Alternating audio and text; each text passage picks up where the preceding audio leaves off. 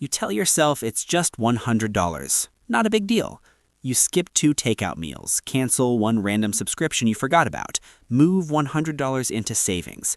And for a moment, it feels powerful, like you're finally doing the responsible adult thing.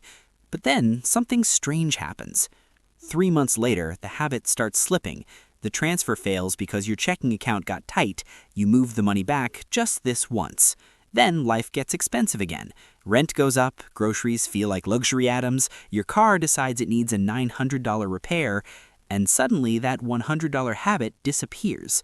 Which is weird because $100 a month sounds easy, yet most people quit. And here's the strange part. It's not because the habit is too small. It's because it quietly turns into something bigger than people expect, something that starts changing how your entire financial life works. But the moment that change begins, that's exactly when most people stop because nobody warned them about the catch. Here's the frustrating thing about money advice. Most of it sounds simple. Just save a little every month. Just invest consistently. Just build good habits. But if it were that easy, everyone would be financially stable. Instead, millions of people feel like they're running on a treadmill, working harder, budgeting harder, trying harder, but never really getting ahead. And the numbers kind of prove it. In the US, a huge percentage of households struggle to build even basic savings. One survey found that 37% of Americans couldn't cover a $400 emergency with cash or savings, which means 1 flat tire, 1 medical bill, 1 broken appliance, and suddenly the entire budget collapses. So people start over, again, and again, and again. It feels like playing a video game where every time you make progress, the level resets. Visual cue, video game character restarting a level. But the real trap isn't just emergencies, it's something sneakier, because the moment your finances start stabilizing, life quietly inflates around you.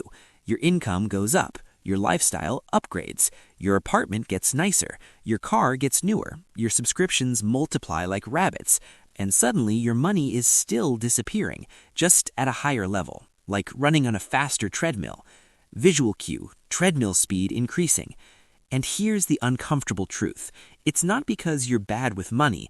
The system actually encourages this cycle, because when people feel slightly more comfortable financially, they start spending slightly more, which keeps the economy running, but it also keeps people stuck in the middle. And that's exactly where the $100 habit becomes dangerous, not because it's small, but because if you don't quit it, it starts changing the math of your life. My name is Red, and I'm obsessed with understanding how money actually works, not the motivational poster version, not the Instagram hustle version, the real version. The version hiding behind credit scores, retirement accounts, inflation, and the weird incentives inside the financial system. Because once you start seeing the mechanics, you realize a lot of common advice is only half the story. Quick note before we continue. This video is education and entertainment only. I'm not a financial advisor. Always talk to a qualified professional before making major financial decisions. Cool? Alright, let's talk about why $100 a month quietly becomes one of the most powerful habits in personal finance. When most people start managing money seriously, they're in survival mode. This phase looks like paycheck, bills, panic. You're juggling credit card balances, student loans, rising rent, and inflation creeping into every grocery trip. And the first financial milestone everyone talks about is simple. Save $1,000. Just enough to survive a small emergency. Visual cue, emergency jar filling.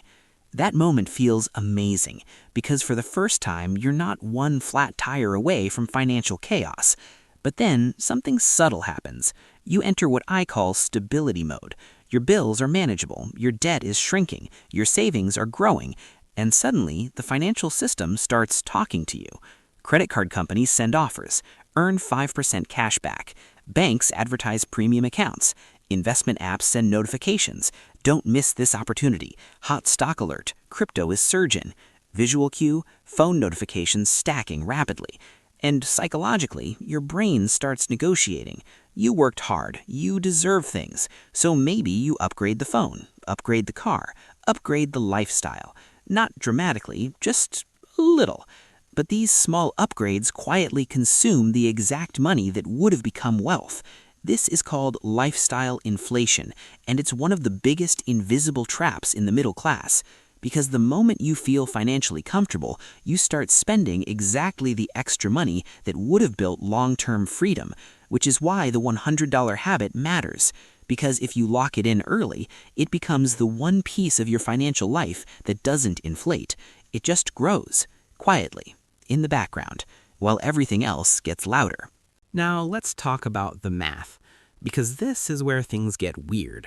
If you invest $100 per month in something like a broad market index fund, and the market averages around 7 to 8% annual returns over time, that tiny habit starts snowballing. After 10 years, roughly $18,000 to $20,000. After 20 years, around $50,000 plus. After 30 years, close to $120,000, from a habit that felt almost irrelevant. And if that number sounds small, remember something important. Most Americans aren't even close to large retirement balances.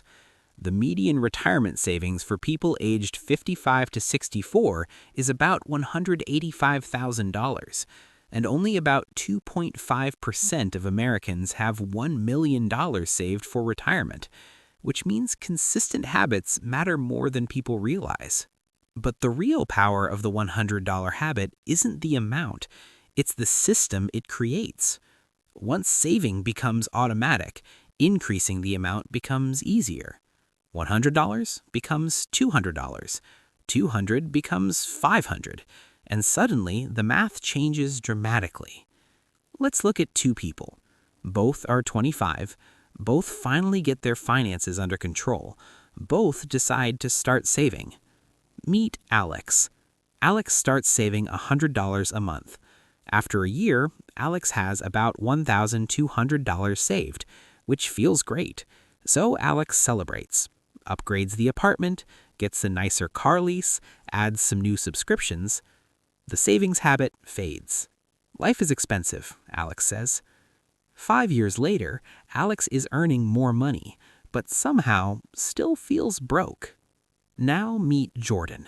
Jordan also starts saving $100 a month. Same salary, same expenses, but Jordan sets one rule.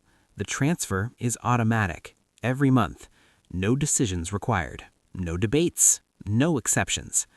5 years later, Jordan increases it to $200, then $300. Eventually, Jordan is investing 10 to 15% of income, and something subtle happens. Jordan's investments start generating their own growth, which means Jordan's money starts working even while Jordan sleeps. 10 years later, Alex has a nicer lifestyle. Jordan has options. Options to change careers. Options to move cities. Options to take risks. Because wealth isn't just about money, it's about flexibility. If you want to build this habit without quitting, here's the simple framework. Rule 1. Start embarrassingly small. Even $25 or $50 works.